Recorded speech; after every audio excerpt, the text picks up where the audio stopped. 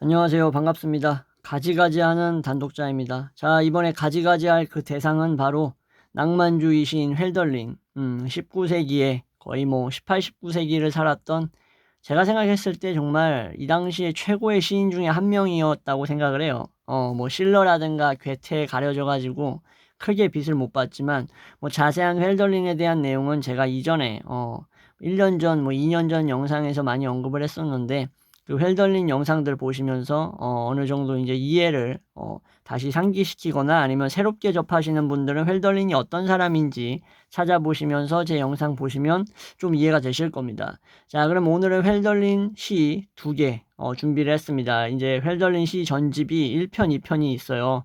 국내에 이제 유일한 이제 시 전집인데, 헬덜린의 이것 중에 이제 2편, 2편에서 거의 뭐 앞부분이죠. 앞부분에 나날이 나는 다른 길을 가노라 하고, 뒤에 한 편 더 있는데 그걸 이제 한번 낭독을 하면서 여러분들께 소개를 해드리려고 합니다. 자, 먼저 이 나날이 다른 길을 가노라는 이제 주제태라고 부르는 이 가정부가 있었어요. 가정부라고 하기는 좀 그렇고 안주인이라고 하는 게 맞겠다. 가정부하고 안주인은 계급 차이가 좀 많이 나죠. 그 여주인이라고 할 수 있는 이 주제태 공타르라는 여성이 있었는데, 헬덜린이 가정교사로 이제 방문을 했을 때 이 여성하고 사랑에 빠집니다. 근데 이제 주제태 공타르가 30대 초반의 나이로 죽게 되고, 헬덜린이 완전히 이때부터 정신적인 착란 증상이 나타납니다. 그러니까 완전 낭만주의 시인답게 그냥 사랑과 그 정념의 모든 걸 그냥 다 꼬라 박은 거야. 근데 그 여성이 너무 빨리 죽게 되니까 이때부터 이제 정신 이상이 조금씩 생기기 시작합니다. 이제 이 나는 나날이 다른 길을 가노라라는 이 시는, 그러니까 한마디로 이제 주세테 공타르하고 이제 이별을 하게 되고 피치 못한 운명의 장난으로 이별하게 되고 나서 썼던 시로 알려져 있어요. 한번 그 슬픈 시를 한번 읽어보도록 하겠습니다. 자, 나는 나날이 다른 길을 가노라. 때로는 숲속에 있는 초원으로, 때로는 샘으로, 장미들 피어나는 낭떠러지로 가서 언덕에서 대지를 바라다 보노라. 그러나 아무 곳에서도 그대 착한 이여 빛 가운데 어디서고 그대를 찾지 못한다. 이 상실의 어떤 그런 느낌을 얘기하고 있죠. 초원, 샘, 이 모든 것들이 사랑을 하는 순간, 어떤 경건함에 젖어 있는 순간에는 다 숭고한 어떤 하나하나의 요소들이겠죠. 자신의 삶 주변을 풍요롭게 만들어주는 더할 나위 없는 재료들이라고 할 수 있겠죠. 근데 어디를 가서 찾아봐도 당신을 찾을 수가 없다라는 거죠. 심지어 빛 가운데까지 가서 가장 잘 비춰지는 그 빛 속에까지 가도 너는 더 이상 찾을 수 없다. 너는 세상을 떠났기 때문에 이제 널 볼 수 없다는 거죠. 또한 공중으로 말들이 나로부터 사라져 버린다. 뭐 주제체를 부르는 나의 말이라던가 이런 것들이 헛되이 사라져 버린다라는 거겠죠. 그 경건한 말들, 전에 그대 곁에서 내가, 그러니까 그대 곁에서 내가 뭐 얘기했던 뭐 여러 뭐 사랑의 다짐이라던가 그 여성을 사랑하는 마음을 아름답게 시인답게 표현했던 그 훌륭한 워드들, 그죠? 그 단어들, 미학적인 어떤 수사 표현들, 이런 것들이 다 수식어들이 다 사라져 버린다는 거겠죠. 그렇다 그대는 멀리 있도다. 복된 얼굴이여. 또한 그대 생명의 화음 나에게 사라져 더 이상 들리지 않는다. 그러니까 이게 함께했던 시간에 뭐 그 사람의 목소리라던가 이런 것들이 일종의 화음처럼 다채롭게 들렸는데 이제는 더 이상 들리지 않는다라는 거겠죠. 그리고 어디에 너희 마법적인 노래들 있는가? 한때 천상적인 자들의 평온으로 나의 마음을 달래주었던 노래들은 이 주제체 공차르하고 함께 보냈던 시간들이 일종의 천상에 있는 것 같은 일종의 평온함을 줬다라는 거겠죠. 어떻게 보면 여러분들 이 시가 지금 뭐 읽어 나가는 와중에 중간에 끊는 느낌이 들어서 죄송하긴 한데, 되게 뻔하디 뻔한 어떤 이별 얘기라고 하지만 뭔가 느낌이 좀 다르다는 걸 느끼실 겁니다. 어떤 표현이라던가 전개 방식이 제가 왜 헬덜린을 사랑하는지 여러분들 느끼실 수 있을 거예요. 자, 얼마나 오래인가. 얼마나 젊은이 나이 들었고 그때 나에게 미소 짓던 대지조차도 달라져 버렸다.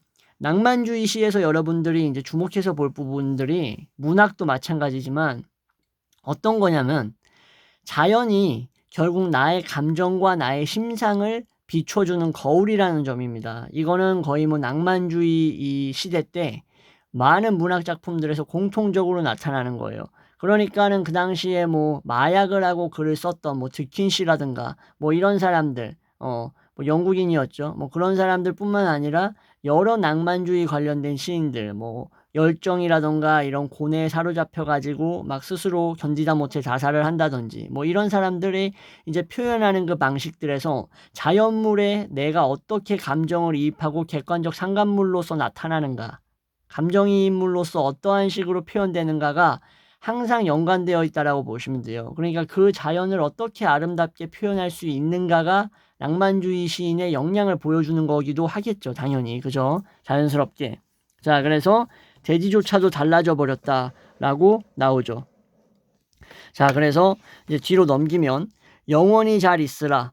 영혼은 작별하고 매일 그대에게로 돌아가노라. 그러니까 내 영혼은 사실상 현실에 있어도 언제나 작별하고 당신에게 돌아가고 있다. 그러니까 이 현실 세계에 머물고 있는 시간이 점점 줄어든다. 뭐 이런 거를 본인도 느꼈을 거야. 이게 뭐겠어요? 정신 착란이겠죠. 그죠? 또한 눈은 그대 때문에 울음을 운다. 하여 다시 밝아져 그대 지체하는 곳 건너다 보고자. 그러니까 한번 울고 나면 속이 후련해지듯이 이 주세태 공타를 당신을 위해서 울고 나면 내가 그대가 있는 곳을 제대로 바라볼 수 있을까 하는 희망에 사로잡혀서 작은 실낱 같은 희망을 던져본다 라는 식으로 시를 마무리하고 있죠. 되게 짧고 그죠? 이렇게 뭐 연이 긴 것도 아니지만 상당히 함축적으로 어떤 그 헬덜린의 상실의 아픔을 얘기하고 있습니다. 자, 다음 시입니다. 다음 시는 사라져가라 아름다운 태양이여. 자, 이 시 같은 경우에는 뭐 이렇게 앞에서 나왔던 이런 공타르 여인과의 이별 뭐 그런 감정이라기보다도 어떤 대조적인 어떤 이미지를 통해서 뭘 얘기하냐, 바로 자연의 숭고함을 그냥 얘기하는 거예요. 낭만주의에서 자연의 숭고함을 빼놓고는 뭐 어떤 것도 이제 사실상 크게 뭐 빛난다고 할 수가 없어. 그게 주로 메인 테마거든. 그래서 시작을 할게요. 사라져가라 아름다운 태양이여. 그대를 거의 눈여겨보지 않으며 성스러운 그대를 알지 못했노라. 그대 힘들여 사는 자들의 위로 힘들이지 않고 말없이 떠올랐기 때문이다. 그러니까 너무 여유가 없어서 이 아름답고 성스러운 자연이 나타나는 것들, 그 변화 과정조차도 눈치챌 수 없을 정도로 힘든 사람들 위로 말없이 떠올랐다라는 거예요. 두 가지 모습을 보여주죠. 서민들의 어떤 고달픈 삶을 보여주는 걸 수도 있고, 민중들의. 그리고 아름다운 태양이 그렇게 아름다운 게 의미 없이 그렇게 흩어져가는 느낌을 받아서 안타깝다는 거야. 그 정도로 삭막한 상황이라는 거죠. 그죠? 그대 나에겐 다정히 가라앉고 또한 솟아오른다. 오 빛이여, 나의 눈은 그대를 알아본다. 찬란한 빛이여. 내 신성하고 조용히 공경을 깨우쳤음이니 디오티마, 나의 감각을 낮게 해주었기 때문이다. 자, 여기서 태양을 뭐하고 비교를 하고 있죠? 디오티마죠. 디오티마는 사실상 이제 소크라테스, 플라톤 나오는 향연에서 이제 사랑에 대해서 논할 때 이제 여인으로 나타나는 여인의 이름이 이제 디오티마라고 제가 알고 있는데, 디오티마는 헬덜린의 시에서 주로 어떠한 이미지로 나타나냐면은 그냥 이상적인 여인이에요. 뭐 주세체 공타르가 여기에 이제 이입될 수도 있는 거고, 그걸 넘어서서 대자연, 즉 어머니의 모습이 디오티마로 나타날 수도 있는 거고, 자신의 이러한 어떤 허무맹랑하고 이런 공허한 삶, 뭐 이러한 것들에 대한 어떤 새로운 조명을 비춰줄 수 있는 태양빛이 또 디오티마일 수도 있는 거고, 어떤 따뜻함, 자애로움, 이런 이상적인 이미지, 여성상들이 디오티마로 압축되어 있다라고 보시면 됩니다. 그래서 이러한 디오티마는 당연히 치료자로서의 역할도 할 수 있는 거죠. 그래서 나의 감각을 낮게 해주었다. 당신의 그러한 아름다운 빛이 내 마음을 풍요롭게 만들어줬다라고 하면서 볼 수도 있는 거겠죠. 오 그대 천국의 사자여, 내 얼마나 그대에게 귀 기울였나. 그대 디오티마여, 사랑하는 이여, 그대로 인해 나는 황금빛 한낮을 향해 반짝이며 생각에 젖어 눈길을 들었도다.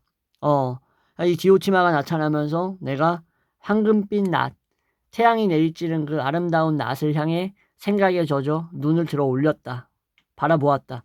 거기에 샘물들은 더욱 생기 있게 흘렀고, 태양이 내리쬐는 그 샘물들이 얼마나 생기 있게 흐르겠습니까?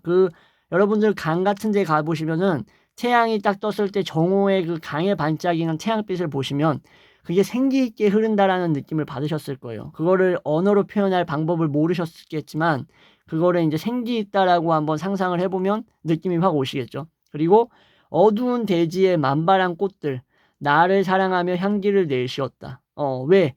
내가 지금 태양빛을 내려받고 있는 그 강 근처에서 서 있으니까 나 또한 점점 밝음을 향해 가고 있으니 어두운 곳에 있는 꽃들도 나를 향해서 향기를 내뿜고 있다. 이런 얘기겠죠. 또한 은빛 구름 너머로 미소 지으며 천공은 축복하며 허리를 굽혔다. 자, 그러니까 천공마저도 은빛 구름 너머로 미소를 지으면서 허리를 굽히면서 그 빛을 쬐고 있는 나를 내리쬐는 빛을 자신의 몸에도 품고자 뭐 부러워한다라는 표현도 뭐 가능하긴 하겠네요. 그러면서 내려보면서 허리를 굽혔도다라고 얘기를 하는 겁니다. 자, 이렇게 해서 이제 시가 끝납니다. 자, 그러니까는 이제 여기에서는 솟아오르는 빛과 굽히는 천공들, 그죠? 이러한 것들의 이미지, 어떤 모션의 대립이 나타날 수도 있고, 말이 없이 떠오르는 모습, 힘들여 사는 자들의 어떤 투닥투닥한 어떤 그런 상황과 다르게 또 말없이 조용히 떠오르는 태양의 어떤 정적인 모습들, 뭐 그런 것들도 대조해서 볼 수 있는 거겠죠. 자, 이렇게 해서 오늘 이제 훸덜린의 시 두 편을 말씀드렸습니다. 자, 첫 번째 시는 제목이 너무 길어가지고 나는 나날이 다른 길을 가노라. 왜 다른 길을 갔다고 말씀드렸죠? 사랑하는 주세태 여인이 죽었기 때문에, 그죠? 이제 내가 가는 길은 그 사람하고 같이 가는 길이 아니잖아, 더 이상. 홀로 걸어가야 하는 길이잖아. 이건 이제 상실의 아픔을 겪어본 사람은 뭐 치정 관계를 떠나서 뭐 부모 관계라든지 어떤 관계든지 간에 느낌이 좀 남다를 거라고 생각을 합니다. 그래서 나는 나날이 다른 길을 가노라라는 시하고 사라져가라 아름다운 태양이여. 여기서 사라져가라 아름다운 태양이여라는 말이 사실상 반어법과 마찬가지겠죠. 그냥 꺼지라는 얘기가 아니죠. 그죠? 이 아름다운 태양 그것을 어떻게 받아들이느냐. 자연물은 나의 감정의 이입의 대상이고, 그죠? 내가 어떤 상황에 처해 있느냐에 따라서 어떤 의미로 어떤 이미지로 다가올지가 이미 결정될 수 있다라는 것이 낭만주의 어떤 이 문학사조의 핵심이라고 말씀드렸습니다. 네, 이렇게 해서 영상 마무리하도록 하겠습니다. 지금까지 시청해 주셔서 감사합니다.